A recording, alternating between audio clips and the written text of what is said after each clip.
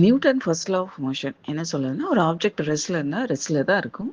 ஒரு ஆப்ஜெக்ட் ஒரு uniform வெலாசிட்டில move ஆகுதுன்னா, மூவ் ஆயிட்டே தான் இருக்கும். எது வரைக்கும்னா, அது மேல ஒரு எக்ஸ்டர்னல் ஃபோர்ஸ் ஆக்ட் ஆகுற வரைக்கும். இந்த கேரக்டரிஸ்டிக் தான். என்ன கேரக்டரிஸ்டிக்?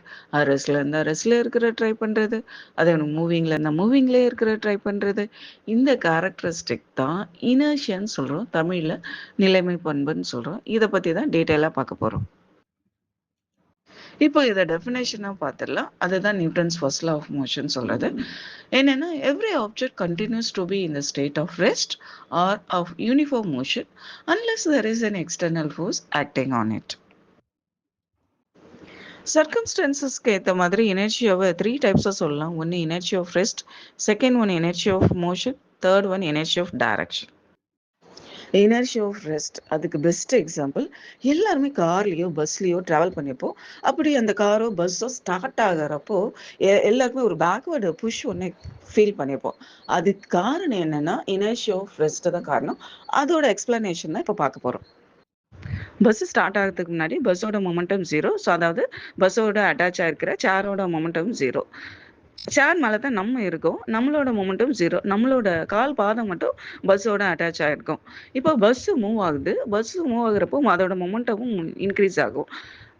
சேரோட மொமெண்டம் இன்க்ரீஸ் ஆகும். நம்மளோட கால் பாதம் மொமெண்டம் இன்க்ரீஸ் ஆகும். ஏன்னா இதெல்லாம் பஸ்ஸோட அட்டாச் ஆகிருக்கு. நம்மளோட other parts of the body பஸ்ஸோட அட்டாச் ஆகலை. ஸோ அதனால நம்மளோட மொமெண்டம் 0ல தான் இருக்கும்.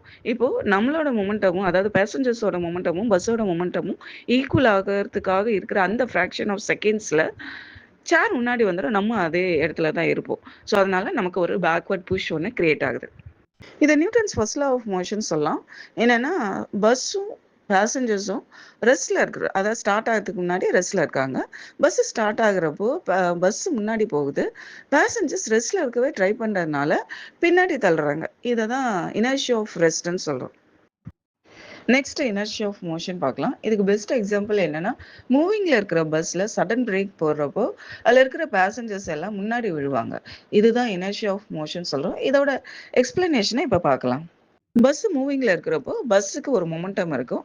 அதே சேம் மொமெண்டம் அந்த பேசஞ்சர்ஸ்க்கும் இருக்கும். இப்போ பஸ் சடன் பிரேக் போடுறப்போ பஸ் ஸ்டாப் ஆயிடும். ஸோ சேரும் ஸ்டாப் ஆயிடும். சேரோட மொமெண்டம் பஸ்ஸோட மொமெண்டம் 0 ஆயிடும். பட் அந்த பேசஞ்சர்ஸோட மொமெண்டம் முதல்ல இருந்த மொமெண்டம்ல இருப்பாங்க. இப்போ இந்த பஸ்ஸோட மொமெண்டமும் இந்த பேசஞ்சர்ஸோட மொமெண்டமும் 0 ஈக்குவலா ஆகிறதுக்கு அதாவது 0 ஆகிறதுக்காக இருக்கிற அந்த ஃப்ராக்ஷன் ஆஃப் செகண்ட்ல இந்த பேசஞ்சர் கொஞ்சம் ஃபார்வர்டில் மூவ் ஆயிடுவாங்க. அதனால தான் சடன் பிரேக் போடுறப்போ பேசஞ்சர்ஸ்க்கு ஒரு ஃபார்வர்ட் புஷ் ஒன்று கிரியேட் ஆகுது.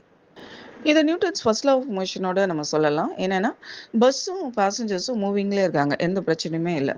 பஸ் திடீர்னு ஸ்டாப் ஆகுறப்போ அந்த பேசஞ்சர் மூவிங்ல இருக்க ட்ரை பண்றாங்க. அதனால அவங்களுக்கு ஒரு ஃபார்வர்டில் ஒரு புஷ் கிடைக்குது. நெக்ஸ்ட் இனர்ஷியா ஆஃப் டைரக்ஷன் பார்க்கலாம். ஒரு கல்லை கயிற்றுல கட்டி அதை சுற்றிக்கிட்டு இருக்கோம். கிளாக் வைஸில் ஆன்டி கிளாக் வைஸில் சுற்றிக்கிட்டு இருந்தோம்னா அந்த சுற்றுறவங்களுக்கு எந்த வித பயமும் வேண்டாம். கயிறு அறுபட்டாலோ இல்லை கயிற்றை விட்டுட்டாலோ அந்த கல் அவங்க மேலே விழாது. அதுக்குன்னு ஒரு டைரக்ஷன் இருக்குது. அதுதான் இனர்ஷியா ஆஃப் டைரக்ஷன் சொல்கிறோம். இப்போ இந்த கல்லை கயிற்றுல கட்டி சுற்றுறப்போ அது ஒரு சர்க்குலர் மோஷனில் ட்ராவல் ஆகுது. ஸோ இந்த சர்க்குலர் மோஷனில் இருக்கிறப்போ இந்த கல் எந்த பாயிண்டில் இருக்கோ அதுக்கு அங்கே ஒரு டேஞ்சன்ட் இருக்கும். ஸோ அந்த டேஞ்சன்ட்க்கு 2 டைரக்ஷன்ஸ் இருக்கு. இந்த கல் எந்த டைரக்ஷன்ல சுத்துதோ அந்த டேஞ்சென்ஷியல் டைரக்ஷன்ல தான் அந்த கயிறு அறுபட்டுச்சுன்னா இல்லை அந்த கயித்தை விட்டோம்னா அந்த கல் போய் விழும். இதுதான் இனர்ஷியா ஆஃப் டைரக்ஷன் சொல்றோம்.